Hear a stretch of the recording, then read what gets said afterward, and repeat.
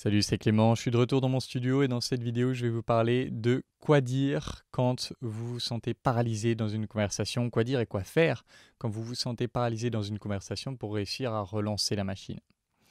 Alors, déjà, ça va être vraiment important d'apprendre à être à l'aise dans le chaos parce que quand vous allez tenter de séduire une fille, quand vous allez faire des rencontres, il y aura toujours des moments d'imprévisibilité. Vous ne pouvez pas vous attendre à ce que la personne respecte un script, un ordre de progression logique que devrait avoir une rencontre. Ah, il faut d'abord parler de ci, ensuite parler de ça, ensuite parler de ça. Vous ne pouvez pas attendre ça de l'autre. Il faut que vous soyez capable d'être à l'aise dans le chaos. Alors comment est-ce qu'on va faire ça? Évidemment en s'entraînant, mais comment on va s'entraîner? Outre les ateliers de connexion authentique, si vous voulez vous entraîner dans des conditions réelles, on va dire, l'idée c'est vraiment d'avant tout s'autoriser à prendre le temps de réfléchir. Et ça, c'est un truc qui m'avait beaucoup marqué avec mon premier coach qui s'appelait Bob.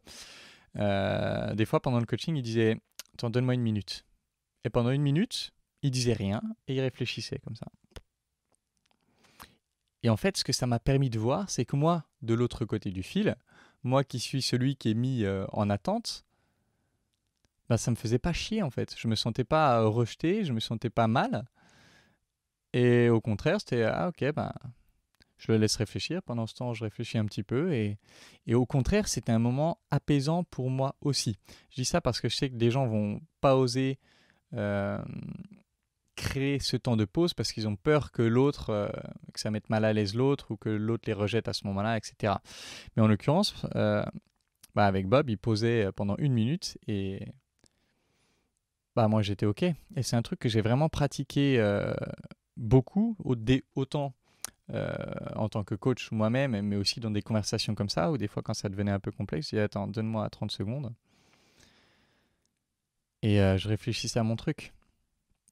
Donc déjà, ça va être le truc le plus important, s'autoriser à prendre le temps de se sortir de cette situation, s'autoriser à prendre le temps d'y réfléchir. Et pour faciliter le truc, prévenez l'autre.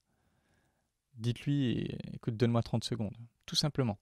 Et ensuite, pendant ces 30 secondes, vous en revenez à l'exercice le plus simple de connexion authentique, enfin le plus simple, le plus basique, on va dire, qui est je remarque que. Et vous en revenez à qu'est-ce qui se passe en moi. Et vous pouvez rendre la chose très facile en vous focalisant uniquement sur des sensations physiques ou des pensées. Enfin, sensations physiques, pensées, émotions. Et du coup, vous allez demander ces 30 secondes et vous allez vous demander à vous, qu'est-ce qui se passe en moi? Qu'est-ce que je remarque au niveau des sensations physiques? Physiquement, comment je me sens? Je remarque que, là, si je le fais en vrai, je remarque que je me sens content d'être de retour dans le studio, d'avoir tout bien lavé, rangé et tout. Je respire bien, je me sens à l'aise. Et ça, c'est des choses que vous pouvez dire. Alors là, dans l'occurrence, si vous êtes paralysé, ça va pas être ça. Ça va être, je sais pas, je remarque que j'ai vraiment du mal à te parler. J'ai comme la gorge serrée.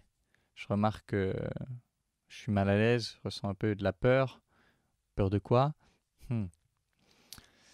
Ouais, en fait, j'ai peur que tu me trouves nul ou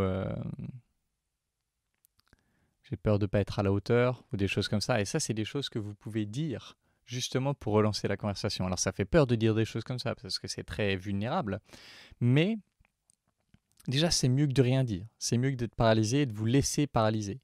Vous, ça vous relance un peu dans la dynamique de vous exprimer et donc d'extérioriser ce qui vous bloque.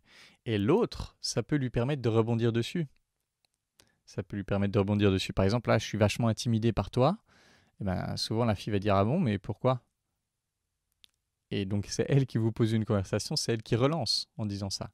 Et qui vous offre l'opportunité d'aller vous exprimer un peu plus. Et en pratiquant ça, vous vous entraînez à être à l'aise dans le chaos. Vous vous entraînez à prendre le temps au milieu de la tempête, de regarder ce qui se passe en vous, d'exprimer ce qui se passe en vous, de montrer ce qui se passe en vous au milieu de la tempête.